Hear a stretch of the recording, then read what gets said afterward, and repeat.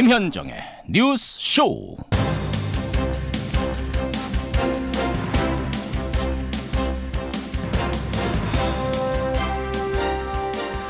애청자 여러분, 특히 중부지방 사시는 분들 편히 주무셨습니까? 밤사이 중부지방을 중심으로 여름 장마철 같은 강한 폭우가 쏟아졌습니다. 돌풍에 천둥 번개까지 치면서 사망 1명, 실종 1명, 사상자까지 발생을 했고요. 새벽 4시 반께에는 경의중앙선에 낙뢰가 떨어지면서 지금 경의중앙선 서울 방면 열차 운행이 중단된 상태입니다. 출근길이 크게 혼잡하다는 소식이 들어와 있습니다. 이 기습폭우는 오늘도 계속되는데요. 비 피해 없도록 단단히 주의들 하셔야겠습니다.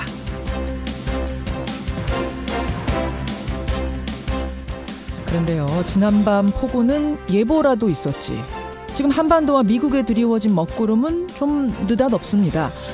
어제 북한이 남북 고위급 회담을 일방적으로 취소한 것까지는 저희가 전해드렸는데 그 후에 북미 정상회담도 재고한다는 김계관 제1부상의 담화문이 나왔죠.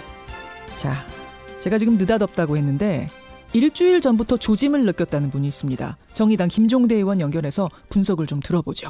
김현정의 뉴스쇼 출발합니다.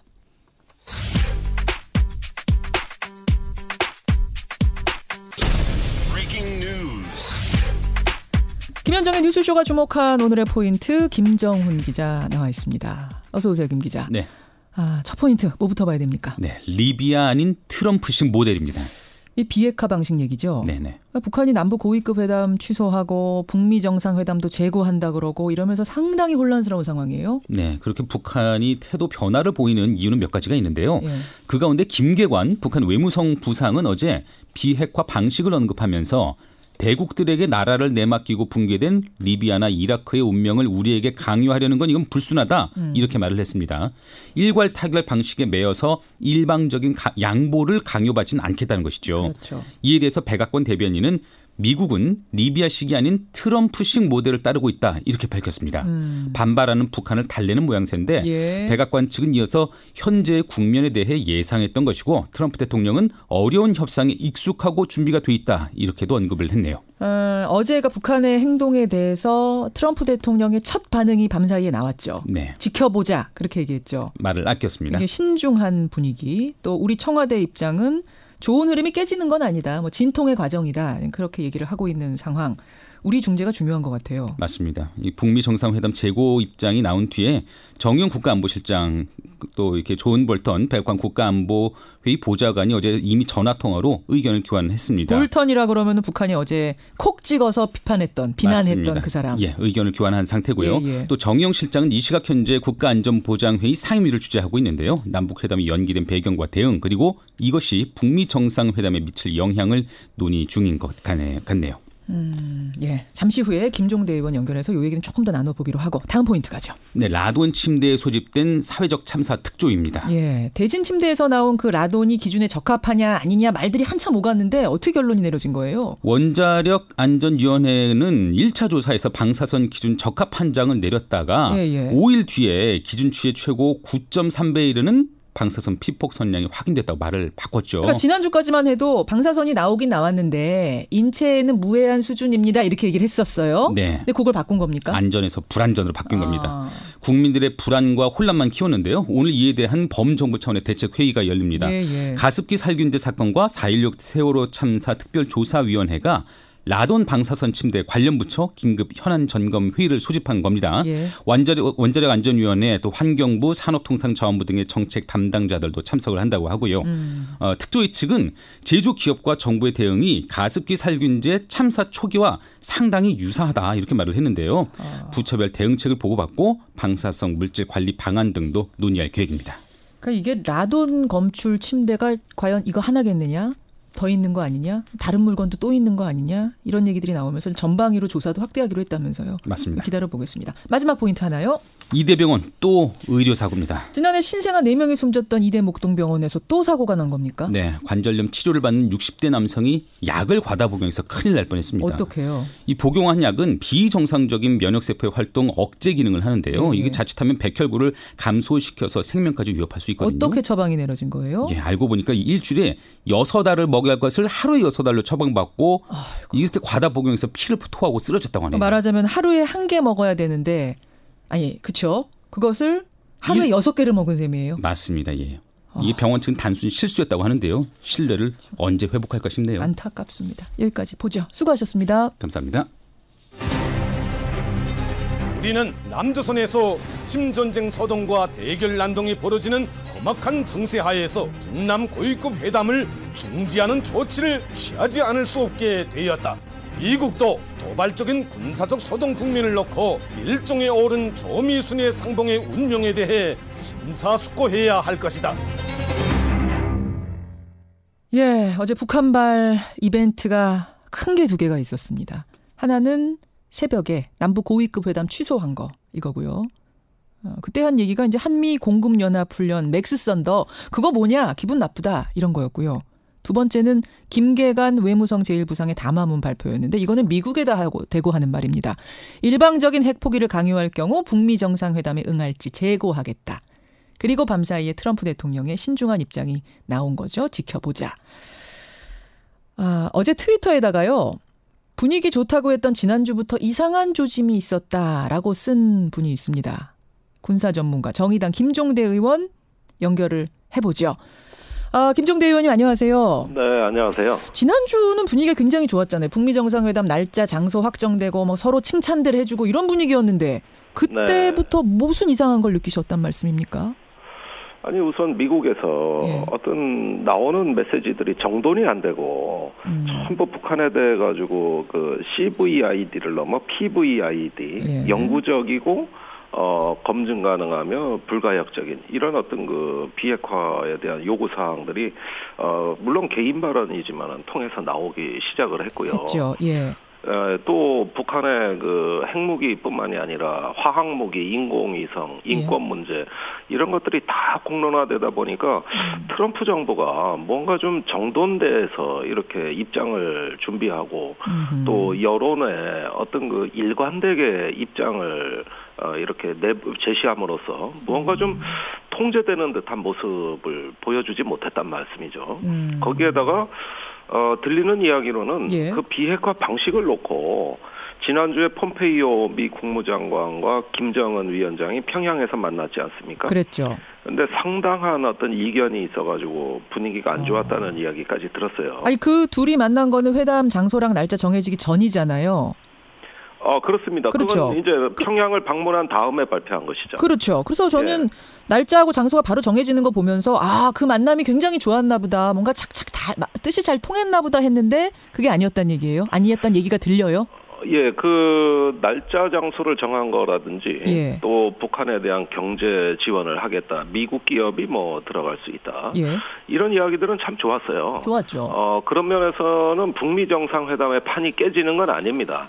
그런데 역시 기싸움이 더 치열했다고 보는 것은 뭐냐면은 그 비핵화 방식 뭐 CVID냐 PVID냐 또 단순히 의제가 핵 문제냐 이런 걸 가지고 북한을 계속 압박하는 모양이 폼페이오한테도 영향을 줬던 것 같고 그것이 이제 김정은 위원장과의 회담에서도 무언가 비핵화 방식에서 말끔하게 정리가 되지 않는 이런 불편함으로 연결이 됐다고 보는 것이죠.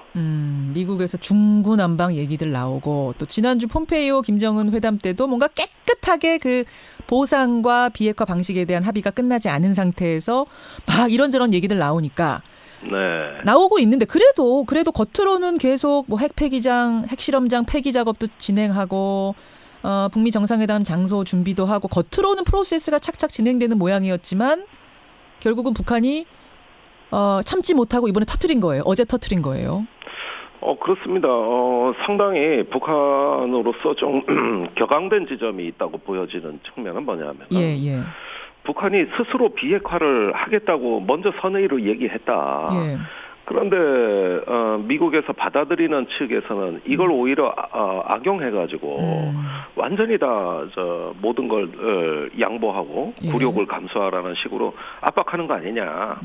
이렇게 하면서 북한에서는 이렇게 되다가는 일방적인 비핵화, 즉 명예롭지 못한 굴욕과 수모를 감수하는 형국으로 갈지도 모른다는 위기의식이 고조된 걸로 보여집니다. 더 참으면 안 되겠다. 이쯤에서 한번 좀 멈추고 터뜨려야겠다는 결정을 한 거군요. 그렇습니다. 이건 여전히 북미 정상회담이라는 어떤 결정적 순간이 다가오고 있는데 그 전에 자꾸 밀리는 양상으로 또 북한의 양보가 먼저 선행하는 것으로만 일방적으로 진행된다면 의외로 북미 회담에 있어서 그 결과가 재앙적 수준이 될 수도 있다. 이렇게 위기의식을 가진 것이죠. 그렇게 해서 어제 드러난 행동들이 우리의 맥스 썬더 훈련 비난하고 태영호 전 영국 주재 북한공사 비난하고 볼턴 보좌관 비난하고 북미 회담 재고하겠다고 하고 이런 것들을 한 건데 근데 왜 그 터뜨리는 방식에서 왜 태영호고 왜 볼턴입니까?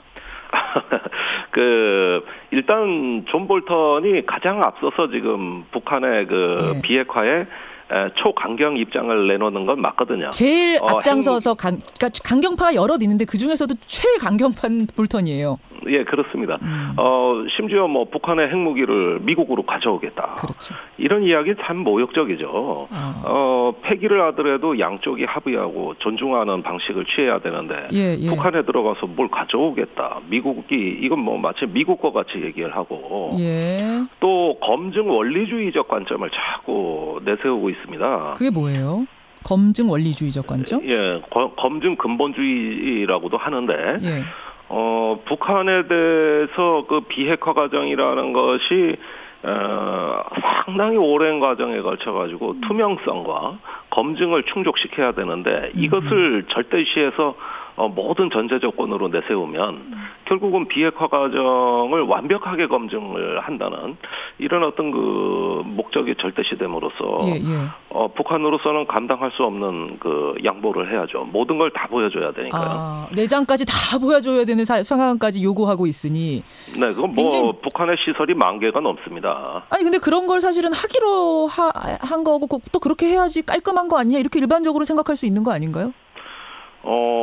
이 검증을 절대시하게 되면 의심되는 시설은 불시에 모든 걸 다 보겠다 이런 뜻이 되거든요.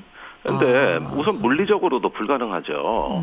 그 북한은 전역이 군사 기지화돼 있는데 이걸 어떻게 다 본다는 얘기며 또 그것을 절대적인 목적으로 하면은 비핵화의 어떤 성공 여부는 무한정 연기될 수도 있는 거거든요. 그런 점에서 검증으로서 이렇게 핵심 시설을 해체하고 확인하는 것도 있고 양국 간의 관계 개선을 통해서 상호 신뢰와 긍정적 관계 속에서 해결되는 것도 있고 이렇게 좀 유연성을 둬야 되는데 검증 자체를 절대시해버린다. 이렇게 되면 결국은 비핵화 과정이 북한이 일방적으로 모든 걸 벗고 드러내줘야 되는 이런 양상으로만 이해되니까 다소 좀 무리한 점이 있다고 봅니다.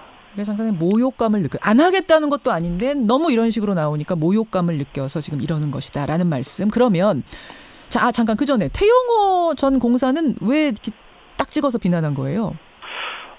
태영호 공사가 여태까지 이제 김정은 위원장에 대한 인신 공격을 줄곧 해왔던 건 사실이고요. 또 북한에 상당한 자금을 갖고 남측으로 망명한 걸로 돼 있기 때문에 북한으로서는 괘씸죄에다가 또 국회에서 그제강연이 북한은 절대 비핵화를 안 할 것이다 이렇게 발언을 했거든요. 그게 사실 핵심이었어요. 북한한테 속지 말아라 안 할 거다. 요거를 이제 국회에서 얘기한 거였거든요. 그렇습니다. 그러니까 찬물을 끼얹는 일종의 어떤 판을 깨는 듯한 발언을 그것도 북한 사정을 가장 잘 아는 전직 외교관 출신이 하니까 북한같이 자존심 센 나라가 발끈하게 된 것 같습니다. 사실 우리나라 같으면 뭐 이런 얘기 저런 얘기 다양하게 다 들을 수 있는 거고 국회에 누구나 가서 얘기할 수 있는 거라지만 북한의 시스템은 그런 게 아니니까 그걸 이해하기 어려울 수 있겠군요. 일단 북한에서는 존엄을 공격하는 것은 이거는 국가 최고의 불경죄에 해당되니까. 최고 존엄. 그런 면에서 감정적인 반응이 나온 거라고 보고, 다만 비핵화 자체를 완전히 어떤 그 불가능한 문제로 이렇게 얘기한 건 태영호 공사 입장에서도 좀 많이 나간 것 같아요. 그런 면들이 북한으로 하여금 이거 손 좀 봐야 되겠다. 뭐 이런 식의 반응으로 나온 거 아닌가 생각됩니다. 자, 그럼 중요한 부분 이제 정리는 했어요. 해석은 우리가 다 했습니다. 그러면 사실 지지난주도 생각해보면 말이죠. 이런 굉장히 불안한 상황이 일주일 내내 계속되다가 갑자기 또 풀려가지고 북미 정상회담 날짜 잡히고 이랬잖아요. 네. 이번에도 그러면 그냥 그런 정도의 삿바 싸움이냐 아니면 그거보다 더 심각한 거냐 어떻게 보세요? 저는 북미 정상회담까지는 갈 거라고 봅니다. 판이 깨지진 않을 거다? 판은 안 깨질 겁니다. 우선 미국의 백악관 대변인이 바로 또 발표를 했죠. 리비아식 핵폐기 모델 뭐 이런 거 얘기하는데 트럼프식 핵 해결이다. 그거 아니다. 예, 이러면서 지금의 약간 위기 조짐을 진정시키고 북미 회담을 성사하는 쪽으로 백악관의 반응이 나왔습니다. 그렇다면 제가 보기에는 북미 정상회담까지는 가기는 간다. 그런데 여전히 교착 상태, 즉 이견이 해소되지 않는 비핵화 문제에 대해서는 리비아 방식이냐 남아공 방식이냐 이런 어떤 모델들보다는 북한에 맞는 맞춤형 해법이 나와야 될 것 같아요. 트럼프식 모델 그야말로 새로운 그렇습니다. 모델. 예, 그걸 트럼프식 모델이라고 지금 하는 겁니다. 근데 그게 뭔지를 잘 모르겠는 거잖아요, 지금. 그러니까 모든 걸 검증에 승부를 거는 이런 어떤 그 가혹한 그 방식보다는 지금 북한의 현실에 맞고 또 단계적인 해결을 도모할 수 있는 행동 모델을 만들면 되지 않을까. 처음부터 검증 다 할 수 없거든요, 어차피. 그렇죠. 그렇다면 관계 증진에 따라서 양국 간의 어떤 그 행동 대 행동, 말과 말이 서로 일치되는 수준의 정교한 로드맵을 제시하고 그러면서 협상과 비핵화는 계속 병행하는 걸로 이렇게 좀 유연성을 가지면 충분히 해결될 수 있다고 봅니다. 한 라인, 그러니까 김정은 문재인 대통령 사이에 한 라인은 가동하진 않을 거다라고 청와대가 발표를 했는데 이건 어떻게 보세요? 저는 그 점을 좀 유감스럽게 생각하는 것이 판문점 회담 끝나자마자 한 라인 개설을 했거든요. 했죠. 그런데 지금 김정은 위원장이 미국과 뭐 문제만 생기면 주로 뭐 중국에 급히 가고 또 시진핑 주석이나 왕이 외교부장을 만나고 이런 식으로 되면서 우리 정부와 협의하는 모습을 아직 보여주지 않고 있어요. 이거 한 라인은 그럴 때 전화 통화하자고 만든 게 한 라인 아닙니까? 아니 근데 지금 한 라인 가동하면 북미 정상 회담 하기 전에 만나면 마치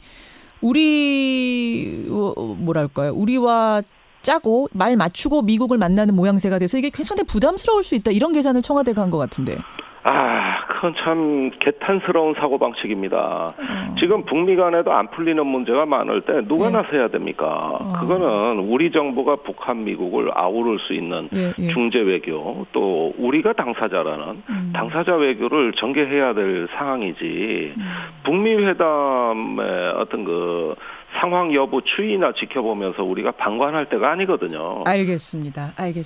여기까지 말씀 듣도록 하죠. 김종대 의원님 고맙습니다. 네, 감사합니다. 정의당 김종대 의원이었습니다.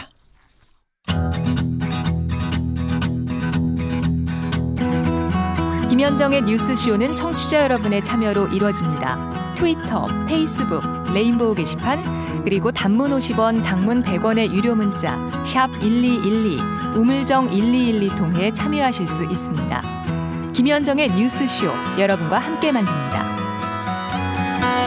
김성환의 행간 시사평론가 김성환 씨 나오셨습니다. 어서 오십시오. 네, 안녕하세요. 밤잠은 좀 주무셨어요? 천둥 소리 들으셨어요? 예. 갑자기 막 폭우가 쏟아지고 막 그러더라고요. 알람 울리는 줄 알았어요. 너무 세가지고. 그런 밤을 보내고 지금은 또 평화로운 아침. 오늘의 행간은 뭡니까? 김기식 전 금감원장 낙마 사태를 촉발한 이유 기억하시죠? 이 피감 기관 돈으로 외유성 해외 출장, 나홀로 해외 출장을 다녀왔다는 사실이었습니다. 그런데 CBS 노컷뉴스가 19대 국회부터 최근까지 공공기관 17곳이 국회의원이 해외 출장을 지원한 사례를 조사를 했습니다. 국회의원 190명의 이름이 튀어나왔습니다. 190명이 어떻게 했다고요? 이름이 다 나왔어요. 그러니까 피감 기관의 지원을 받아서 해외 출장을 다녀온 의원의 명단. 그러니까 자기가 감사해야 되는 그 기관의 돈으로 해외 출장 갔다 온. 네, 맞습니다.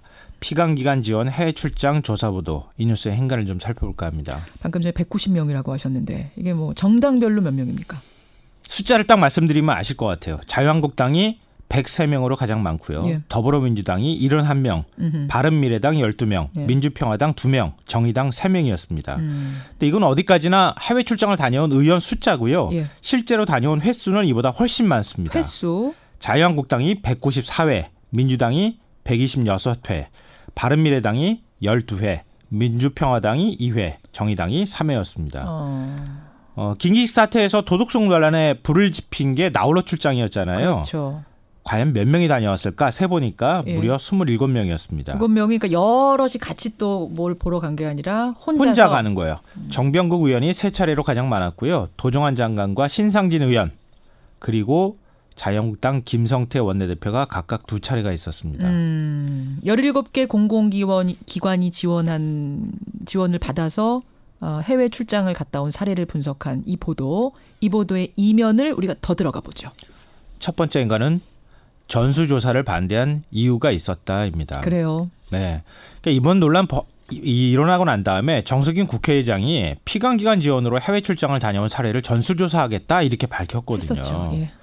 근데 이참에 이제 잘못된 관행을 한번 끊어보자. 예. 다 공개할 거 하자. 이렇게 하는 취지에서 제안을 했던 건데요. 야당 특히 자유한국당 김성태 원내대표가 엄청나게 반발했습니다. 그 전에 청와대가 무작위 샘플링 조사로 해외 출장 사례를 조사한 다음에 공개를 했잖아요. 그랬었어요. 여기에 대해서 국회 사찰이다. 예. 이렇게 김성태 원내대표가 주장을 했었거든요. 예. 근데 정세균 의장이 전수조사한다고 하니까 이 국회의장이 청와대에 면죄부를 주려고 하는 것이다. 이렇게 얘기를 했습니다. 그러면서 반대를 했죠. 예. 지금까지 이루어지지 못하고 있습니다. 예. 그러니까 왜 반대했는지 17곳 조사한 거 CBS 노컷뉴스가 보도한 걸 보니까 알겠다는 겁니다. 그러니까 아까 전에 지금 나홀로 갔다 온 사람 27명 안에 김성태 원내대표가 들어가 있어요. 2차례나 있는 거예요. 네, 맞습니다. 참. 두 번째 행간이요. 두 번째 행간은 자승자박이다입니다. 자승자박 스스로 이제 자기를 묶는 거잖아요. 네, 자기가 꼰 새끼줄로 자기를 묶는 거. 한마디로 자기가 한 말과 행동이 자기를 공경에 처하게 할 때 쓰는 말이거든요. 그렇죠. 지금 20대 국회가 딱 그래요. 김기식 전 원장 낙마시키려다가 자기네들 앞길 막은 거나 다름이 없습니다. 앞으로 국회의원이 장관이나 기관장으로 갈 수 있습니까? 김기식 금감원장 봤잖아요, 이번에. 예. 근데 지금 17곳 조사했는데 190명 이름 나왔거든요. 예. 그러면 인사검증할 때 이 얘기 안 나올까요? 그러게요. 틀림없이 아마 이 얘기 나올 겁니다. 그리고 난 다음에 사퇴하라는 얘기 들을 겁니다. 우린 야당이어서 괜찮다? 나중에 여당 되면 어떡할 거예요. 평생 야당할 건 아닌데. 예. 최소한 남의 잘못을 지적하기 위해서 손가락질 하려면 예. 그 손가락이 부끄럽지 않아야 합니다. 그렇죠. 지금 20대 국회의원들은 결국 내가 던진 돌에 내가 맞은 형국이라고 할 수 있는 겁니다. 그렇게 보이네요. 마지막 행간 뭡니까? 마지막 세 번째 행간은 단지 17곳을 조사했을 뿐이다입니다. 17개 공공기관. 그러니까 사실 공공기관이 17개만 있는 게 아니잖아요. 아유, 엄청나게 많죠. 기간도 지금 한 6년 했다 그랬죠. 6년. 네. 근데 6년만이 아니잖아요. 그럼요. 그런데 190명의 이름과 340건 가까운 사례가 튀어나왔습니다. 예. 정부 산하 공공기관 다 합치면 어떻게 될까요? 그러게요. 그래서 사찰이라고 했는지 모르겠지만 20대 국회의원들한테 제가 지금 드릴 수 있는 말씀은 정말 충고하고 싶은데요. 차라리 이번 기회에 피감기관 해외 출장 전수조사하시라. 과거의 잘못된 관행에 대해서 고백하고 차라리 털고 가는 게 낫다. 앞으로 더 나은 자리 가고 싶으시면.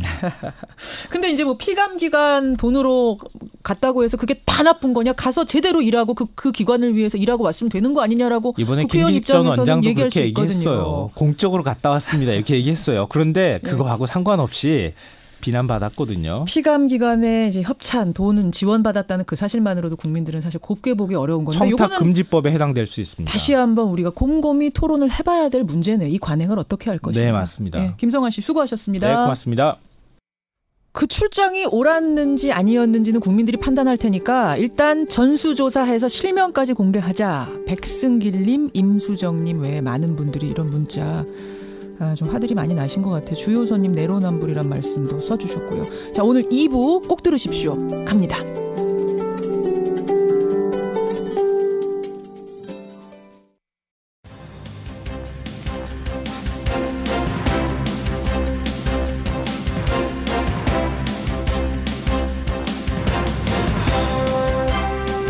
김현정의 뉴스쇼 2부 출발합니다. 제가 조금 전에 2부 꼭 들으십시오 라고 말씀을 드린 이유는 바로 이 내용 때문입니다. 내일이 5.18 광주 민주화 운동이 일어난 지 얼마인가요? 그 중요한 기념일입니다. 그런데 이 민주화 운동을 모독하는 회고록을 전두환 전 대통령이 냈던 거 여러분 기억하시죠? 그 당시에 법원은 허위 사실이 너무 많다. 그 부분은 칠을 하고 판매를 해라. 판매 금지 명령을 내렸다가 이번에 아예 삭제를 해야 된다. 이런 명령을 내렸습니다. 그러자 전두환 전 대통령 측은 이에 대해서 지금 크게 반발을 하고 있는데요. 허위 사실이 아니라고 생각하는 이유는 뭔지 이 회고록을 직접 쓴 사람 전두환 전 대통령의 입으로 통하는 분이죠. 민정기 전 청와대 비서관 오늘 첫 순서로 인터뷰를 하겠습니다. 그리고 이 반발에 대해서 또 5.18 재단 측이 또 크게 모독감을 느낀다. 상당히 불편한 심기를 드러내고 있습니다. 5.18 재단의 입장도 이어서 들어보도록 하죠. 오늘 탐정 손수호 시간도 역시 공분을 많이 살 만한 내용입니다. 어제 저희가 행간에서 대북 확성기 도입 비리 이야기를 드렸는데요. 많은 분들이 이것뿐이 아니다 제보들을 주셨어요. 역대 방상비리 사건 베스트 5를 오늘 탐정 손수호 변호사가 가지고 오셨습니다. 어떤 것들 여러분 기억나십니까? 총정리해보겠습니다. 50원의 단문 100원의 장문 유료 문자 샵 1212 카톡 레인보우까지 열어놓고 출발합니다. 38주년 5.18 민주화운동 기념일이 바로 내일입니다. 5.18 민주화운동. 그 가해자로 지목되는 사람은 전두환 전 대통령이죠. 지난해 회고록을 출간했는데 이렇게 했었습니다. 나는 광주 민주화운동에 관여한 바가 없다. 광주 사태의 치유를 위한 씻김굿의 제물이 되겠다. 광주 사태라는 표현도 참 거슬리는데요. 이런 내용들이 기술돼서 논란이 컸습니다. 지난해 5.18 재단과 유가족들은 출판 금지 소송을 냈고요. 법원이 출판과 배포 금지 판결을 내렸죠. 그러자 출판사가 법원이 문제 삼은 그 부분에 대해서만 갈색 칠을 해서 출판을 했습니다. 그러자 법원이 칠 정도로는 안 된다. 전부 삭제하고 판매하라. 그렇게 다시 그제 판결을 내린 겁니다. 전두환 전 대통령 측은 강하게 반발하고 있고요. 또 이 반발을 듣고 5.18 재단 측은 기가 막히다는 반응인데요. 들어보죠. 먼저 이 회고록을 집필한 분, 오랫동안 전두환 전 대통령의 입을 자처해온 분입니다. 민정기 전 청와대 비서관 만나보겠습니다. 민정기 전 비서관님 안녕하세요. 예, 민정기입니다. 전두환 전 대통령 이제 88 되셨죠? 네네. 건강은 어떠세요? 글쎄, 건강이 별로 좋지는 않죠. 지난 2월 달에 아시다시피 검찰 소환장을 받았는데, 그때 검찰 소환에 등할 수 없었던 것이 건강 때문인데, 지금도 좋지가 않습니다. 아마 연세도 높고 그러시니까, 앞으로 상태가 더 나빠지면 나빠지지, 호전되기는 어렵지 않겠습니까? 무슨 병이 있으세요? 근데 구체적으로 의학적으로 어떻게 설명할 수는, 나는 그런 의학적 소견이 없으니까 내가 얘기할 수는 없고. 그래요. 그러니까 치매 얘기가 그때 좀 돌았거든요. 치매를 앓고 계시다. 그래서 그런 지금 건강 상태에 관한 얘기는요. 앞으로 이제 국민들이 다 이해할 수 있는, 다 있도록 설명할 수 있는 기대가 아마 있을 겁니다. 그래요. 알겠습니다. 지금으로 이 자리에서 내가 지금 뭐라고 말씀드리기가 어려운데요. 알겠습니다. 뭐 그게 중요한 건 아니고 회고록. 33가지 허위 사실을 적었다는 이유로 출판 배포가 금지됐고 만약 그래도 판매하고 싶으면 그 부분을 싹 다 삭제하고 출판해라, 판매해라 이겁니다. 어떤 입장이십니까? 그래, 1차 가처분 신청 때, 내용이 허위 사실이라고 그러는데, 우리는 그거 인정할 수가 없고, 하지만 어차피 법원 판결이니까 우리는 그대로 그 부분을 안 보이도록 까맣게 칠해서 출판했거든요. 그런데 그것도 안 된다고 또 추가적으로 지금 40군데를 더 삭제하라고 그랬는데, 이번에 법원 판결 중에서 그중에 이제, 30몇 군데 또 삭제하라고 그런 가처분 결정이 내려졌는데요. 이번에도 2차 가처분 결정은 좀 우리가 볼 때는 석연찮은 점이 있어요. 어떤 게 그렇습니까? 지난 1월 달에 이미 심리가 다 끝났거든요. 근데 이거 가처분이라는 게 시간이 급하니까 가처분 신청을 하는 건데, 이거를 쭉 몇 달 동안 결정도 안 내리고 있다가 중간에 그 판사가 바뀌었어요. 아하. 그것도 매우 이례적인데. 예. 그래서 왜 갑자기 사안이 급한 사안인데 예. 결정도 안 하고 질질 끌다가 판사까지 바꿔치우고 그러고서 이런 결정이 나왔는지 그 과정에 무슨 석연찮은 곡절이 있는지 그건 우리는 모르겠어요. 하지만 알겠습니다. 우리 상식으로는 좀 납득이 안 가는 문제고요. 뭐 재판이 하다가 판사가 바뀌는 일이 있긴 있습니다만 그쪽에서 보기에는 조금 석연치 않다. 네. 배경이. 네. 근데 그런 절차 문제는 절차 문제라고 하더라도 나는 지금 우리 자유민주주의 국가 가운데 전직 대통령 회고록을 출판 판매하는 나라가 어느 나라가 있는지. 출판 금지하는 나라가? 네. 전직 대통령 회고록을 출판 못하게 하는 나라가 어디 있습니까? 그리고 우리 주변에도 지금 일부 전체주의 국가들이 있긴 있지만은 그런 나라에서도 국가 수반을 분들이 회고록을 냈는데 그거를 출판 못하게 하는 나라가 전체적으로 국가 가운데도 그런 나라가 있다고는 난 들은 일이 없어요. 자, 민정희 선생님, 근데 지금 출판을 하지 말라는 게 아니라 무조건 하지 말라는 게 아니라 그 문제가 그러니까 허위 사실이 들어있기 때문에 그 부분을 빼고 하라는 거 아니겠습니까? 그러니까 지금 말이죠. 그게 허위 사실인지 아닌지는 지금 본안 심판이 진행 중에 있어요. 그러니까 내가 지금 그 중에서 그쪽에서 지적한 내용이 허위 사실이다 아니다 진실이다 하는 걸 내가 지금 전화 통화로 길게 얘기할 수는 없고. 알겠습니다. 그러면 그런데 어쨌든 간에 말이죠. 출판 표현의 자유는 민주주의 국가가 보장하는 자유와 권리 가운데서 가장 중요한 기본권인데 지금 5.18 단체는 민주화란 말을 내걸고 있는 단체가 아닙니까? 그런데 그런 단체가 이런 가장 국민의 기본권 가치도 구별권인 출판 자유를 해치는 이런 식의 조치를 계속해서 하는 거는 5.18 단체들의 정체성을 훼손하는 일이 아닌가 난 그런 생각이 들어요. 도대체 뭐가 문제였길래 삭제하고 내라고 했고 왜 이쪽에선 받아들이지 못하는가 그걸 청취자들이 궁금해하실 거예요. 근데 그거를 좀 다 33가지를 다 할 수는 없고 오늘 핵심적인 거 몇 개만 좀 제가 짚어보겠습니다. 먼저 헬기 사격이 있었느냐 없었느냐. 헬기 사격이 있었다는 건 거짓이다라고 책에서 주장하셨어요. 네네. 근거가 뭡니까? 아니 그거는 헬기 사격이 없었다는 근거를 제시하는 게 아니라 거꾸로 헬기 사격이 있었다는 근거를 제시해야 하는 게 그게 순서가 아니겠습니까? 그런데 헬기 사격이 있었다고 하는 주장들은요 지금까지 하나도 사실이 확인이 안 된 거예요. 하나도 확인이 안 됐다고요?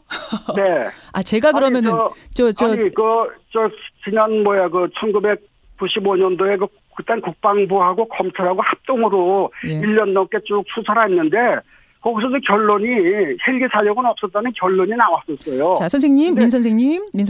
지금 이제 증거를 좀 대라. 있었다는 증거를 대라고 하시니까 제가 그럼 조사한 내용들 좀 정리를 하겠습니다. 국과수가 최근에 조사한 결과를 이제 합쳐서 말씀드리는 건데 일단은 당시 시민들의 증언과 목격담이 있고요. 결정적으로 전일 빌딩에서 245개의 탄흔이 발견됐고 특히 가장 높은 층 10층에서 193개의 탄흔이 발견됐는데 최근에 국과수가 조사한 결과에는 10층 이상의 높이에서 쏜 거다 그건. 그런데 전일 빌딩 앞에도 옆에도 어디에도 10층 이상 건물은 없었다. 따라서 그 증언자들 그 목격자들이 말한 헬기에서 쏜 것이 맞다. 이런 결론을 국과수가 냈습니다. 이건 있었다는 증거 아닙니까? 아니 근데 그거는요. 하나도 실질적인 근거가 못 되고 탄을 가지고 얘기하는데요. 그 당시 오히려 기관총을 쏜 것들은 무장 시위대가 기관총들을 많이 쐈죠. 계엄군을 향해서 쐈지. 그 당시 계엄군이 기관총으로 그쪽으로 쏜 적은 없어요. 그리고요. 지금 목격했다는 사람들 얘기는 하나도 구체적이지 않고 그런데 그 당시 헬기 사격 안 했다는 관계자들의 진술은 이미 지금 수십 페이지, 수백 페이지가 나오는데 그건 아주 구체적이고 과학적인 설명이 돼 있어요. 그래서 그 당시 국방부하고 검찰하고 합동조사에서도 이거는 그런 사실이 없다고 결론이 냈던 건데. 그건 이제 95년이고요. 최근에 나온 것은 또 경신된 거 아니겠습니까? 근데 이번에 국과수 조사라는 것은 내가 자세히는 안 봤지만요. 보면은 추정된다고만 했어요. 추정에다가 증언자들이 있고 목격자들이 더해졌으니까 더 강화가 되는 거겠죠? 근데 그 증언이나 목격자들의 진술이라는 거요. 그때 수사 과정, 재판 과정에서 다 나왔지만요. 아주 구체성이 전혀 없고 막연해서 다 그때 그 수사 과정, 재판 과정에서 부정됐어요. 그러면 선생님 이건 어떻습니까? 당시에 주한 미 대사관에서 본국에다가 미국에다가 보낸 기밀 문서가 최근에 해제가 됐는데 헬기 사격이 있었단 말이 있습니다. 이렇게 제가 그대로 읽겠습니다. 21일 오후 3시부터 4시 사이에 시민들은 경고를 받고 흩어지거나 헬기 총격을 받았고 헬기 사격이 이루어질 때 시민들은 분개했다라고 미국 정보국에 보고한 내용. 이것도 거짓일까요? 근데 그런 그 미국의 지금 문서가 뭔지 모르지만은 그것도 맞으면 우리가 그 기사 쓸 때 육하원칙에 따라 쓰지 않습니까? 근데 이거는 그런 구체성이 하나도 없는 얘기들이에요. 매번 보면은 아니 지금 뭐 날짜도 나오고 시간도 나오는데 이 정도 구체적이면 아니 시간이니까 누가 누구한테 쏴서 어떻게 그 어떤 결과가 나타났다는 그런 내용이 전혀 없지 않습니까? 막연하게. 그런데 실제로 다시 내가 얘기를 하자면은 그 당시에요. 그 헬기를 운영했던 그 항공단의 그 조종사와 정비사가 좀 100몇 명이 되는데요. 그 중에 상당수가 그 호남 또 출신이도 있고 그 천주교 신자들도 있고 그러는데 그 108명 중에서 한 명도 지금까지 헬기 사격했다고 한 사람이 없는데 그게 만약에 헬기 사격이 있었다고 그러게 되면 그 108명이 어떻게 한결같이 그런 증언을 안 합니까? 그런데 사격 명령권자는 확인이 됐어요. 당시에 황영식 계엄사 부사령관이 전차와 무장 헬기를 동원해 신속하고 강경하게 충정 작전, 진압 작전을 실시하라라고 김기석 전 교사 부사령관에게 구두로 명령했다. 이렇게 얘기를 합니다. 그게 무장 헬기란 말이 지금 있거든요. 사람 이름까지 나오고. 근데 그 뒤에 보게 되면 그 육군 항공단의 그 조종사들이나 대대장들이 그걸 전부 그런 식으로 수행을 안 했어요. 그런 명령이 있었지만은 명령은 있었는데 수행은 안 했다. 왜 수행을 명령까지 내려졌는데 어떻게 수행을 안 합니까? 아니 그러니까 그 명령이라는 게 구체적으로 언제 어디서 어떻게 쏘라는 명령이 아니고 막연한 원칙적인 문제인데 그 당시 헬기 조종사들이 보니까 그거는 무리다 해가지고. 그 사격 안 했다는 진술이 수십 페이지, 수백 페이지 다 나와 있습니다. 알겠습니다. 알겠습니다. 그래서 이제 헬기 사격 부분은 그렇게 주장을 하시는 거고 또 하나는 이런 부분이 회고록에 써 있습니다. 5.18 사태, 이제 사태라고 표현했으니까 그대로 읽겠습니다. 5.18 사태 때는 북한의 특수요원들 다수가 무장하고 있는 시위대 속에서 시민으로 위장해 있을 터였다. 북한 공작원들이 암약하고 있다는 정황들은 여러 곳에서 감지되었다는 진술이 있다. 또 보수 논객 지만원 씨가 당시 북한군이 광주 시민들 사이에 끼어서 시위에 참여했다가 북한으로 돌아가 요직을 차지했다는 걸 사진으로 분석해 놓기도 했다. 이렇게 쓰셨더라고요. 북한군이 개입한 폭동이라는 생각을 아직도 하시는 겁니까? 아니요. 그거는요. 그 전 대통령 회고록에는 그 북한군 개입에 관해서 단정적인 표현 하나도 없어요. 단정적인 건 없다. 단정 표현은 없고 그 당시 지금도 계속 그런 논란이 있지만은 회고록 쓸 그 마무리할 점에서 그래도 굉장히 시끄러웠어요. 그래서 방송에도 그 당시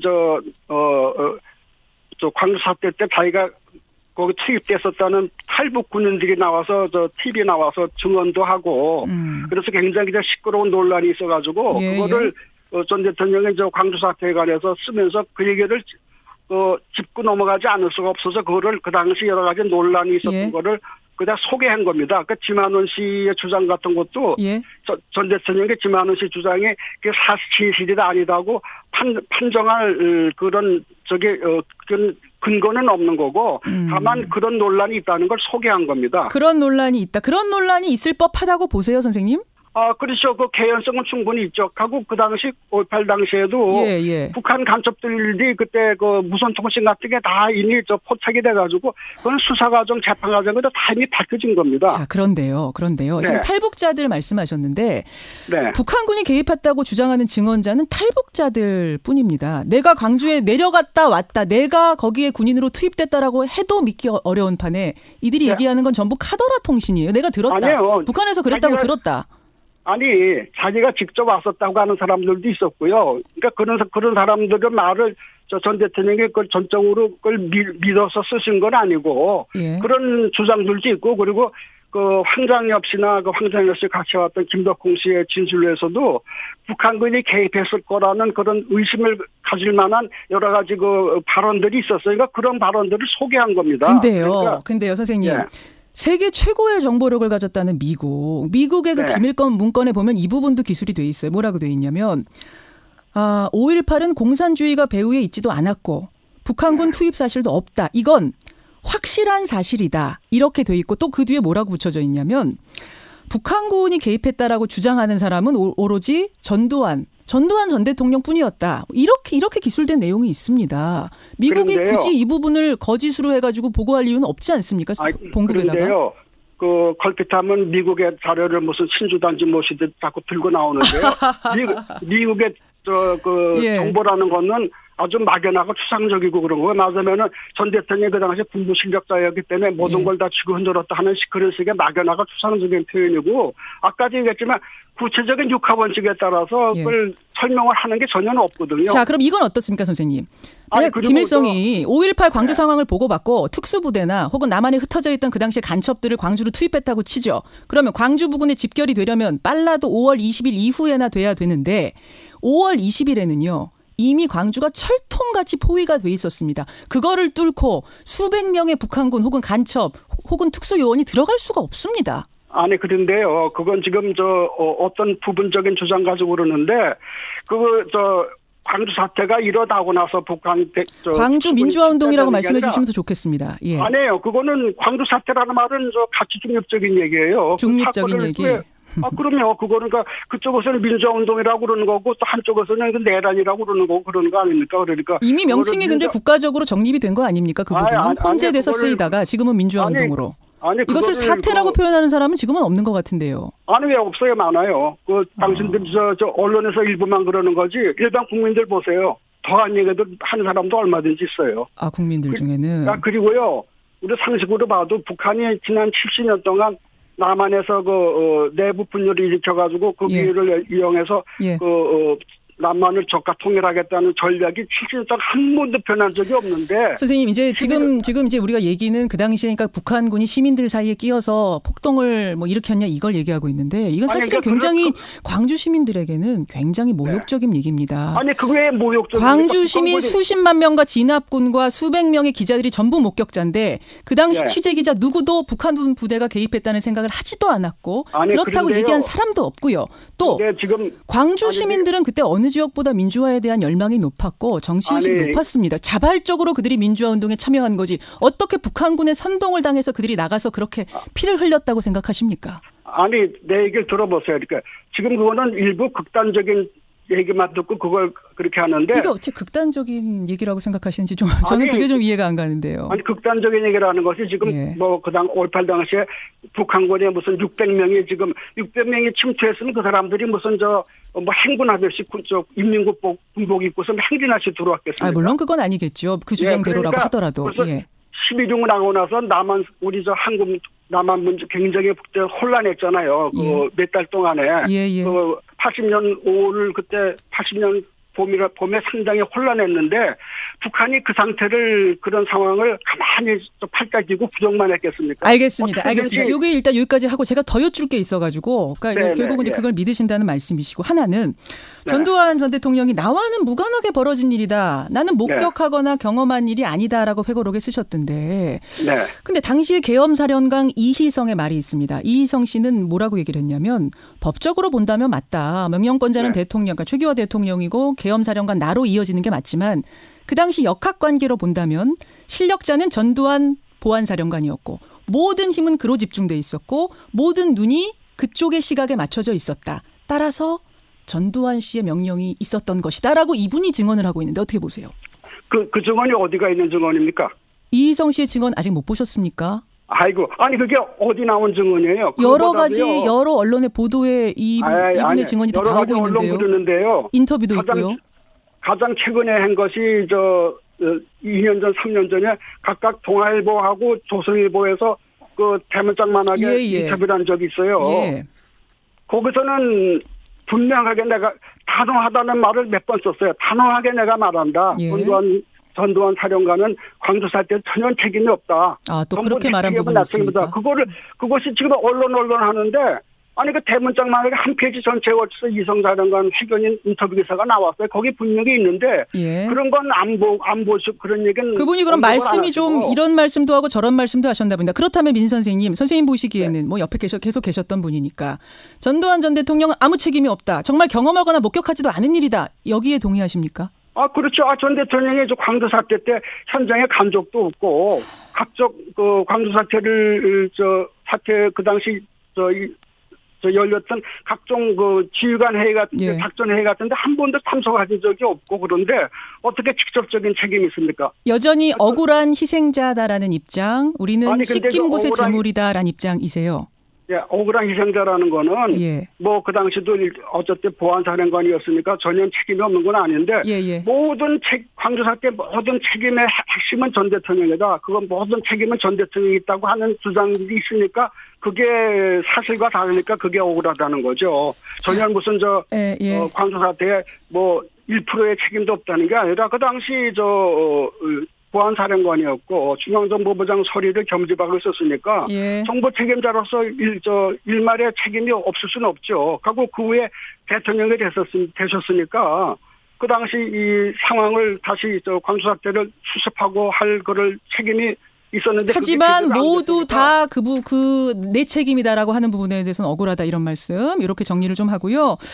제가 사실은 더 좀 반론할 게 많습니다만 뒷분에게 마이크를 넘겨야 될 것 같습니다. 여기까지 말씀 듣겠습니다. 고맙습니다. 네네. 이 전두환 회고록을 직접 쓴 분입니다. 전두환의 입으로 통하는 분 민정기 전 청와대 비서관 먼저 만나봤습니다. 조금 진정을 하고요. 그 다음 인터뷰를 가죠. 5.18 기념재단 조진태 상임이사 연결이 되어 있습니다. 조 상임이사님 안녕하세요. 예, 안녕하세요. 마지막 질문을 받아서 제가 답변을 듣도록 하죠. 전두환 전 대통령은 이 5.18에 대해서 목격하지도 않고 경험하지도 않았다. 모두가 전두환의 책임인 것처럼 몰아가는 것은 상당히 억울하다. 씹긴 곳의 재물이다. 어떻게 생각하십니까? 전두환 씨는 당시 그러면 대한민국에 있지 않았단 말씀입니까? 12.12 군사반란을 통해서 이미 군권을 다 장악한 사람이 전두환 씨였고, 그리고 잘 아시다시피 보안사령관과 중앙정보부장 서리를 겸임하고 있었어요. 대한민국의 모든 정보와 권력을 한 손에 쥔 사람이 광주의 현실과 현장을 몰랐다? 말도 안 되는 이야기죠. 지금 전체 인터뷰 좀 꽤 길게 했습니다. 인터뷰를 듣고는 어떠셨어요? 5.18 재단 측의 느낌. 참 너무 좀 우습기도 하고 좀 허탈한 기분이기도 합니다.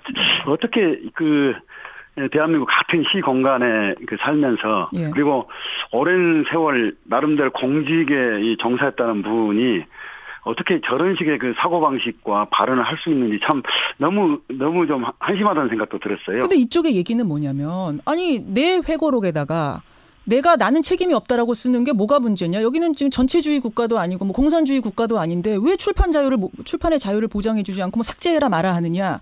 이런 얘기를 하나 하시거든요. 어떻게 보세요? 얼마나 가소롭고 뻔뻔스러운 주장입니까? 전두환이야말로 80년 당시 자신이 권력을 장악하기 위해서 온갖 국민의 표현의 자유하고 출판의 자유를 다 억압했던 사람이지 않습니까? 그러면서 이제 와서 출판의 자유를 떠든다는 게 참 우습고요.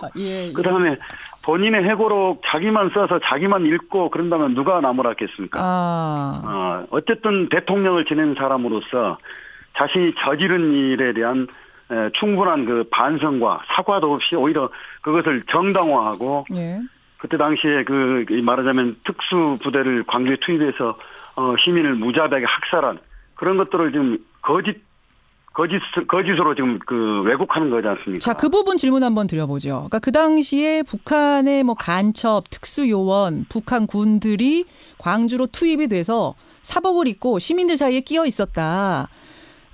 그들이 내가 그랬다라고 증언하는 사람도 있고 탈북자 중에 들었다는 사람도 있고 지만원 씨 같은 경우에는 사진을 찾아가지고 비교하기도 했다. 이건 어떻게 된 겁니까?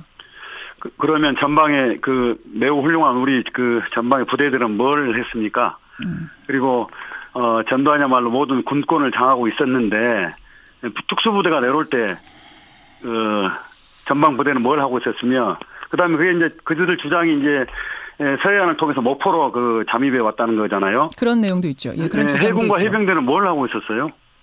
그 말도 안 되는 소리죠. 그 소설치고는 너무 상상력이 지나친 소설이라고 봐야 되겠죠. 황당한 소설이다. 예. 그 지만원 씨가 자기의 블로그에다가 사진을 이제 비교해서 그 당시 광주 민주화운동에 참여한 시민들 사진하고 북한에 있는 사람 사진, 그러니까 실명을 걸면서 그 사진을 비교해서 이 사람이 늙어서 이제 이렇게 됐다, 뭐 이런 것들을 쭉 비교하고 있거든요.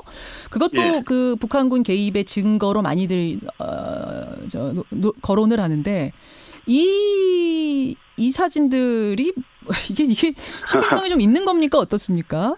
그렇게 지목된 사진의 그 현장에 있었던 분들이 본인들이 이미 자기가 바로 그 사람이 바로 나다라고 하면서 증언을 하고 했고요. 예. 재판장에서 이미 그런 것들이 많이 밝혀지고 있어요. 그러니까 그 실명 속의 주인공이 난데 나는 광주에 간 적이 없다. 그 사람 나 아니다라고? 아니, 그 북한군으로 투입된 사람이 일테면 이 사람이 바로 황장엽이다. 예를 들자면 이렇게 지목한 사람이 본인이 나서서 나는 과연 내가 황장엽이라는 이야기냐.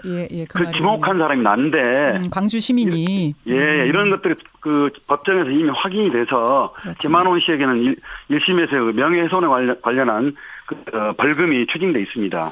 자, 이런 주장, 그 헬기 사격 부분도 잠깐 들어볼까요? 헬기 사격에 대해서 아까 이제 국과수에서는 10층 이상에서 쏜 걸로 보이는데 그 주변에는 10층 이상 건물이 하나도 없었다라는 부분을 제가 민정기 씨한테 질문을 드리니까 이제 민정기 전 비서관의 얘기는 그 부분에 대해서는 뭐 똑바로 답을 하신 것 같지는 않습니다만 어쨌든 헬기를 해서 총을 쐈다는 사람이 조사해보니까 한 명도 없었다. 말도 안 되는 이야기죠. 오히려 시민군이 기총 사격을 했다는 걸 목격한 사람들은 있다. 그리고 헬기 사격을 봤다는 목격자들도 구체적이지가 않아서 하나도 믿을 수가 없다 하세요. 예. 제1빌딩이 10층 높이예요. 그 주변에 10층 높이에 달하는 건물이 당시에는 없었습니다. 그러면 시민군이 총을 가지고 쏘았다 할지라도 지상에서나 쏘게 될 텐데 10층 높이에 총을 쏜다면 그 탄원들이 어디로 가겠습니까? 이미 입증된 객관적 사실을 그렇게 거짓으로 좀 받아들이고 싶어서 그렇게 주장을 하는 거고요. 그 다음에 이미 그 국방부 특별조사위에서 조사 결과가 나왔는데요.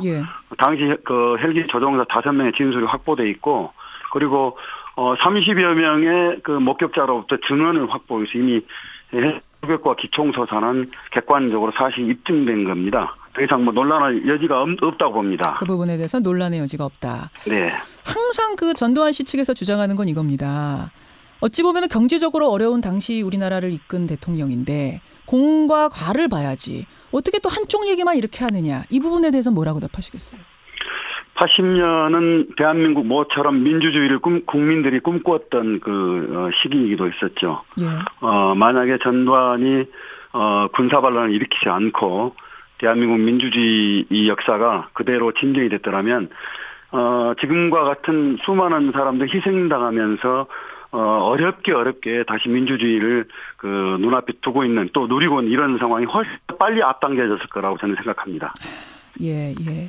지난 2월에 5.18 진상규명 특별법이 제정이 됐습니다. 문재인 대통령도 5.18 진상규명 재조사 의지를 밝히고 있는데 앞으로 어떻게 진행돼야 된다고 보세요?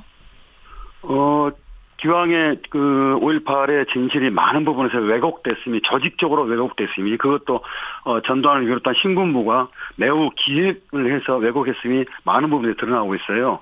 그 왜곡된 부분을 정확하게 진상을 밝혀내는 게 무엇보다 굉장히 중요한 일이라고 보고요. 마지막 기회라고도 봅니다. 그래서 정부 차원에서는 적극적으로 이 모든 사실을 밝힐 수 있도록 지원해 주는 게 매우 중요하다고 지금 봅니다. 마지막 기회라고 본다는 말씀은 아까 제가 전두환 씨의 건강을 질문했습니다만 건강이 상당히 안 좋다고 하고 아까 민정기 씨는 정확히 말씀은 안 했습니다만 지금 치매 때문에 지난번 법정에 출동을 못한 거다라는 사실은 그런 이야기가 관계자들의 증언을 통해서 나오고 있는 상황이라 전두환 전 대통령이 이제 살아있을 때 이 부분을 더 정확히 해야 된다, 마무리해야 된다 이런 말씀으로 들리네요.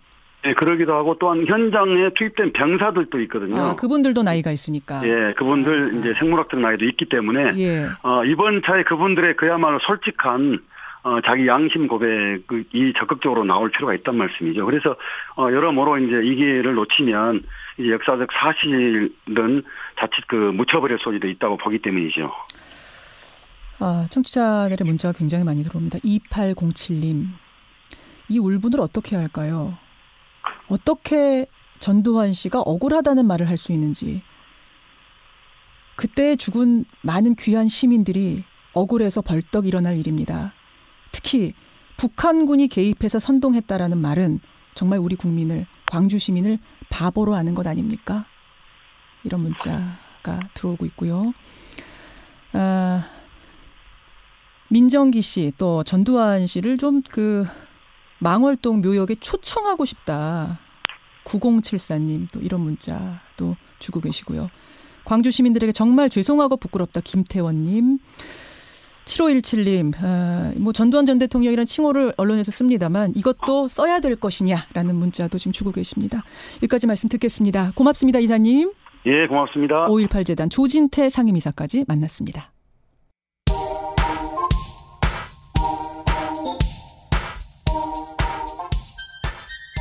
김현정의 뉴스쇼 CBS 라디오와 함께하고 계십니다. 저는 퇴근길 시사잡기 정관용입니다. 김생수님, 김현정 앵커가 흥분하는 거 처음 봤습니다. 이러셨는데 제가 흥분했습니까? 예, 죄송합니다. 흥분을 좀 억눌렀어야 되는데 표시가 났는 모양입니다. 3666님, 저는 그 당시에 광주 학동에서 살았는데요. 그날 헬기에서 방송하는 거 제가 들었습니다. 그리고 총격을 가해서 집 밖에 나갈 수가 없었습니다. 그 뒤로 도청과 전일빌딩과 그 외의 고층 건물들을 계엄군이 접수했습니다. 이렇게 생존자들이, 목격자들이 있는 건데 이 목격자가 틀렸다, 거짓말이다, 사탄이다라고까지 지금 회고록에 쓰고 있는 거를 이걸 광주 시민들이 어떻게 받아들일까 모르겠습니다. 출판의 자유라고 민주주의를 들먹이는 것 어이가 없다. 이상윤님. 조말부님은 만약 내 가족이 5.18 당시에 그렇게 무참하게 학살당했다면 이 회고록을 읽고 어떤 심경일지 하셨고요. 8490님, 회고록 자진 폐기하고, 그러니까 그 문제되는 부분만 지우는 게 아니라 아예 자진 폐기하고 참회록을 집필해라. 예, 회고록이 아니라 참회록을 집필해라 하셨습니다. 여기까지만 읽을까요? 예, 여러분 고생하셨습니다. 여기까지 읽겠습니다.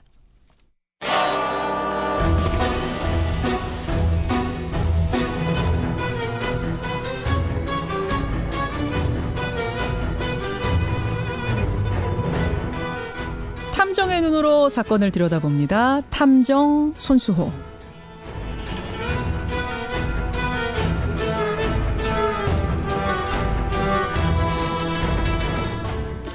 관심을 모으고 있는 사건을 보다 자세하게 들여다보는 시간이죠. 탐정 손수호. 오늘도 손수호 변호사 나오셨습니다. 어서 오십시오. 네, 안녕하세요. 제가 지금 목소리가 아직도 조금 떨리죠. 죄송해요. 네. 제가 잘 참는 스타일인데 오늘은 조금 목소리가 떨려서 죄송합니다. 손 탐정님도 밖에서 인터뷰 들으셨어요? 네, 직접 듣고 김현정 PD 얼굴도 봤습니다. 밖에서. 네. 제 얼굴이 어땠는데요? 흥분을 참더라고요. 네. 저도 참 쉽지 않은 직업인데 김현정 PD도 참 정말 어려운 직업인 것 같습니다. 극한 직업이에요. 네. 예. 오늘 사실은 군대 얘기 제가 좀 여쭤보려고 그래서 앞에서도 뭐 계엄군 얘기도 하고 우리 군 얘기했는데 손 탐정님은 군제대 한 지가 얼마 되셨죠? 10년 정도 된 것 같은데요. 10년 정도. 20년. 왜 그러세요? 죄송합니다. 어디서 나이를 묻으시려고. 죄송합니다. 네. 20년 되셨어요. 네. 그렇네요. 벌써. 네. 지금도 가끔 생각나세요, 군대? 몸이 좀 안 좋거나 정신적으로 스트레스 많으면 가끔 꿈도 꿉니다. 꿈도 꿔요? 네. 와, 그럼 깨거나 막 식은땀 흐르고 그래요? 이제는 좀 재밌기도 해요. 이제는 좀 너그러워지셨어요? 네, 근데 항상 똑같은 비슷한 장면에 비슷한 상황이어가지고 그것도 참 신기합니다. 어떤 장면이 그렇게 악몽이에요? 놀랍게도 네. 축구하는 꿈을 꿉니다. 네. 군대에서 축구하는 꿈? 근데 축구 안 끝나요. 힘든 꿈이에요. 끝나지 않는 축구꿈. 네. 바로 이 군대 얘기. 오늘 탐정 손수호에서 나눌 얘기가 바로 군에 관련된 얘기라면서요. 네. 그렇습니다. 며칠 전에 김성환의 행간 시간에 대북 확성기 얘기 다뤘죠? 다뤘습니다. 예. 네, 많은 분들이 분노했습니다. 맞습니다. 그게 한 5분 정도 저희가 행간 방송을 했는데 문자가 5분 동안 제가 다 읽을 수 없을 정도로 쏟아졌어요. 공분 문자. 네, 그렇죠. 사실 허위 실적으로 입찰한 무자격 업체를 사업자로 선정했습니다. 예. 또 값싼 수입 부품을 조립해서 국산으로 속였는데요. 또 10km 떨어진 곳에서 소리가 들려야 한다는 기준을 충족 못하니까 네. 아예 기준도 낮춰줬습니다. 맞아요. 근데 알고 보니 이 계약 체결 당일에 이 담당자들이 이 업체로부터 향응을 제공받은 사실도 확인됐죠. 그렇죠. 다시 들어도 화가 난다 하시는 분들이 많을 텐데 그렇게 제대로 소리도 들리지 않는 확성기에 100수십억 원의 예산이 낭비가 된 겁니다. 네. 근데 그 얘기를 오늘 다시 하시려는 거는 뭐 당연히 아닐 테고. 그건 아니고요. 이번 그 대북 확성기 사업의 규모가 166억 원입니다. 예. 그런데 사실 이게 엄청 큰 돈이지만 큰 돈이죠. 알고 보면 세 발의 피 수준입니다. 전체 방산비리 규모가 어마어마하고요. 그래서 오늘 대한민국 방산비리 탑 5를 골라봤습니다. 탑 5 이거 고르는데 경쟁 치열했어요. 치열했죠. 치열했어요. 예, 치열했는데 이게 사실 좋은 의미의 탑 5가 아니고 5대 방산 비리죠. 그러니까요. 네. 시작할까요? 자, 이게 사실은 이제 경쟁이 치열했다는 것부터 너무나 슬픈 일인데 대한민국 역사상 기록에 남을 방산비리 탑 5, 베스트 5 그 첫 번째는 뭡니까? 네, 첫 번째 국민방위군 사건입니다. 국민방위군 사건 이건 한국전쟁 때. 네, 그렇습니다. 때. 네, 1.4.5 기억하시죠? 그럼요. 네, 그때 그때 있었던 건 아니고. 네, 기억하시냐고요? 네. 뭔지는 알죠. 네네. 그 이승만 정권이 그 당시 북한 지역에 남은 남성들이 이제 그 북한 인민군에 징집되는 걸 막기 위해서 전투 가능한 연령대의 남성들을요 국민방위군으로 편성하고 서울로 불러 모읍니다. 근데 정부가 이제 군인으로 이제 소집한 거니까요. 당연히 먹여주고 입혀주고 재워줄 거라고 생각했기 때문에 가벼운 차림으로 길을 나섰습니다. 그랬겠죠. 그렇게 소집된 장병이 무려 50만 명. 50만 명. 근데 전쟁 당시에 갑자기 50만 명을 모아서 먹이고 입히고 그 당시에 그게 가능했습니까? 사실 그럴 의지도 능력도 없었습니다. 이 국민방위군의 사령관은요. 이제 별 하나, 원스타, 준장 계급이었는데요. 국방부 장관의 지인이었던 김윤근이 낙하산으로 임명됐습니다. 또 국민방위군의 간부들은요. 장병들에게 지급될 보급품을 횡령하고 착복했는데요. 중간에서 빼먹은 이런 물자와 보급품이 그 당시 돈으로 23억 원. 그 당시 한국전쟁 당시 돈으로 23억 원이면 지금으로 환산하면 어느 정도 되는 거예요? 약 15조 원입니다. 와. 어마어마하죠. 15조 원을 착복했다고요? 네. 쌀도 그 당시에 무려 5만 2천 섬을 빼돌렸어요. 빼돌렸습니다. 그럼 그것도 돈으로 환산하면 지금으로 환산하면? 약 150억 원 정도죠. 야, 정말 어마어마하게 해먹었네요. 그렇죠. 이 50만 명의 장병들이요, 뭐 식량도 겨울옷도 지급받지 못한 채 이제 후방의 집결지로 걸어서 이제 행군을 시작했는데요. 그런데 집결지에 가면 수용할 수 없다, 능력이 없다면서 다른 곳으로 가라고 하고요. 다른 데 가면 또 다른 곳으로 보내서 김해, 진주, 마산 등 영남 일대를 계속 빙빙 돌았습니다. 그런데 실제로 머무르지도 않았는데 마치 머무른 것처럼 서류를 조작해서 각 교육대의 간부들은 또 횡령을 했죠. 또 횡령. 그럼 한겨울에 옷도 없이 식량도 없이 계속 도보 행군 시키는데 어떻게 버텼어요? 버티기 어렵죠. 그렇죠. 그래서 민가에서 약탈도 하고요. 또 아사자, 동사자가 속출했습니다. 혹시 유명한 시인데요. 껍데기는 가라. 신동엽 시인. 네. 기억하시는군요. 그렇죠. 이 신동엽 시인도 이때 국민방위군이었어요.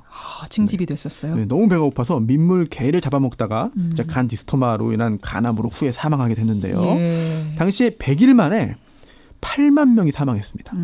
그리고 전체 기간 동안 사망한 사람이 이제 최대 10만 명까지 추정되는데요. 한국전쟁에서 우리 국군 전체 전사자 수가 몇 명인지 혹시 아세요? 한국전을 통틀어서 전사자? 네. 많겠죠. 꽤 많겠죠. 14만 명이에요. 그런데 그중에서 이제 한 번 전투에도 투입되지 못하고 아사 동사한 국민방위군만 10만 명입니다. 놀라운 일이죠. 그렇군요. 야, 그러면 지금 솜탐정이 이렇게 취재를 해가지고 발표를 할 수 있다는 건 뭔가 자료가 있었다는 얘기고 비리가 그 당시에 혹은 그 후에 드러났다는 얘기잖아요. 그럼 책임자 처벌까지 간 겁니까? 책임자 처벌이 되긴 했는데 사실 당시에 그 김윤군 사령관 등 간부 5명을 긴급하게 공개 처형했습니다. 그런데 이게 사실은 꼬리 자르기 아니냐라는 의혹을 지금도 사고 있고요.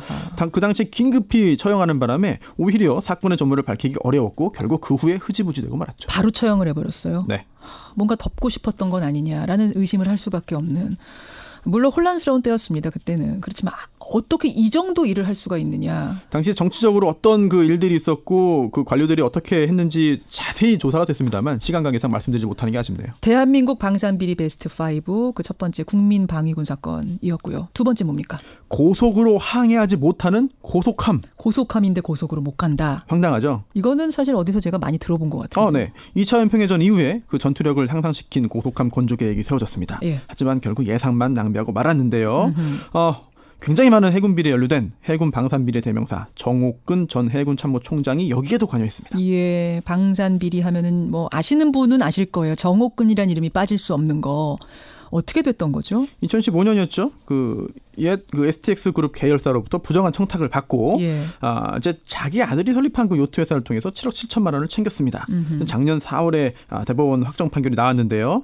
징역 4년형을 선고받고 지금 복역 중이고 아들도 징역 2년에 집행유예 3년이 선고됐죠. 그래요. 네. 그런데 이 STX 조선해양이요.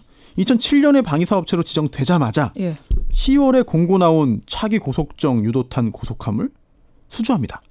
근데 이게 굉장히 이례적이어서요. 3대 방위사업체인 대우조선해양, 한진중공업, 현대중공업이 법원에 집행정지 신청을 했을 정도예요. 3월에 방위사업체로 지정이 됐는데 10월에 입찰 공고가 나오자마자 수주를 했어요. 네. 그러니까 이게 이상하다. 뭔가 이거는 뭐가 있는 거 아니야라면서 집행정지 가처분을 신청했을 정도가 처음부터 잡음이 있었다는 얘기네요. 그렇습니다. 그리고 더 큰 문제는 실제로 어처구니 없는 기술력을 가지고 있었기 때문인데요.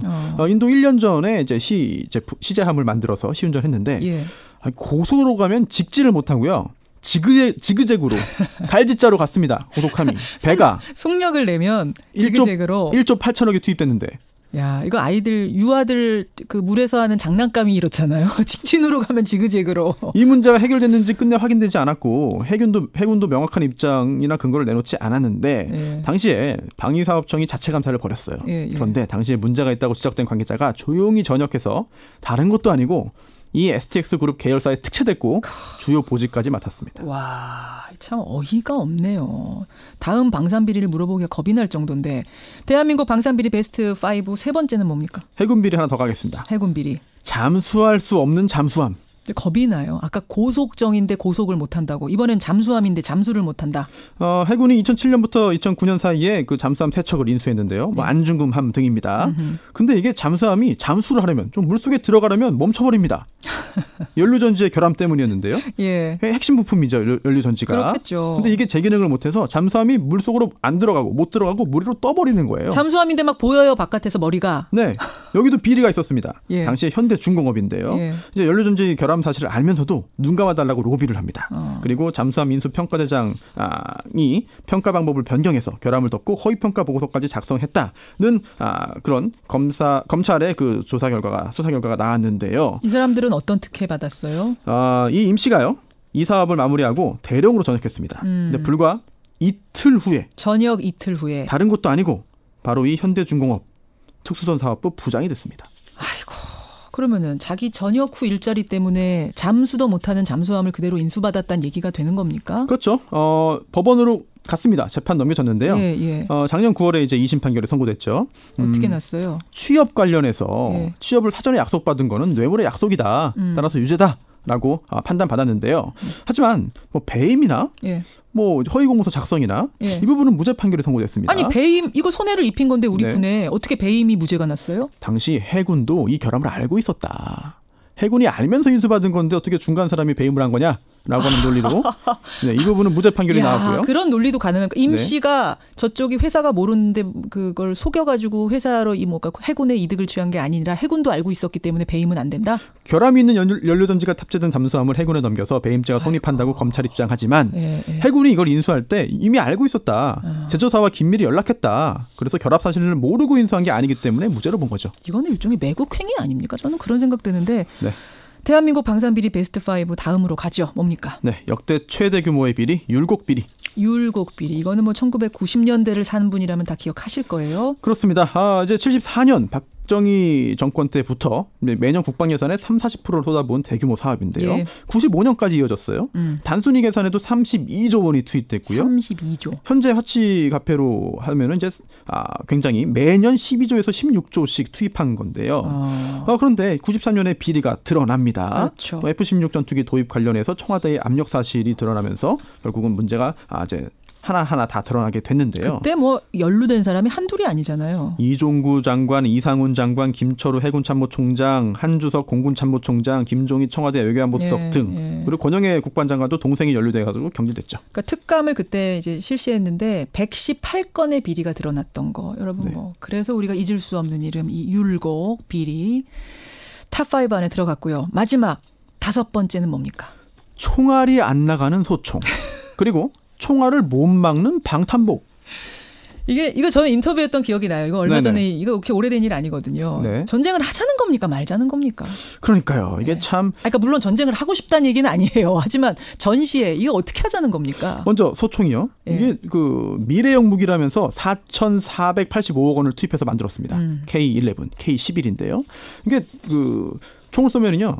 적군의 머리 위에서 탄환이 터져서 숨어 있는 적까지 제압한다는 건데요. 그런데 이게 사격을 하면은 충격을 못 견디고 총이 부서집니다. 그리고 자석이 근처에 오면 총탄이 오발됩니다. 네. 그런데 이 문제가 있는데 국방부가 얼마 후에 양산을 재개하는데요. 납품업체가 여러 가지 눈속임을 해서 속인 거거든요. 그렇죠. 사실 그 후에 아프가니스탄 파병부대에 이 총이 보급됐는데 문제가 계속 생겨서 결국은 그때서야 이 사기행각이 드러났죠. 방탄복도 여러분 뭐 인터뷰 기억하시죠? 이건 설명 안 드려도 될 겁니다. 이런 방산 비리 오늘 탑5까지만 했는데 이 탑5가 다가 아니죠, 사실은. 우리 소개하려면 오늘 밤새요. 10대 비리, 20대 비리 다 가능합니다. 그러니까요. 손수호 탐정의 한마디? 그 돈 다 어디로 갔나? 그 돈 다 어디로 갔나? 네. 어디로 갔습니까? 문재인 대통령이 작년 7월에 국방부 업무보고에서 이러한 취지의 이야기를 한 건데요. 사실 이 돈은 여기저기 다 챙긴 사람들이 있겠죠. 드러난 사람은 일부고요. 드러나지 않은 사람은 너무나 많습니다. 다 찾아야 됩니다. 그러니까요. 여러분 오늘 참 분노 유발 얘기들을 많이 해서 저희가 죄송하다는 생각이 들고 찾아야 된다 그 말씀 그거 중요한 것 같습니다. 이렇게 분노만 하고 넘어갈 문제가 아니라는 거. 아직도 다 숨어 있습니다. 손수호 변호사님 수고하셨습니다. 네. 탐정 손수호였습니다. 경의중앙선 낙내로 멈춰졌었는데요. 지금은 복구가 완료됐다고 합니다. 여러분 오늘 여기까지입니다. 내일 뵙죠. 고맙습니다.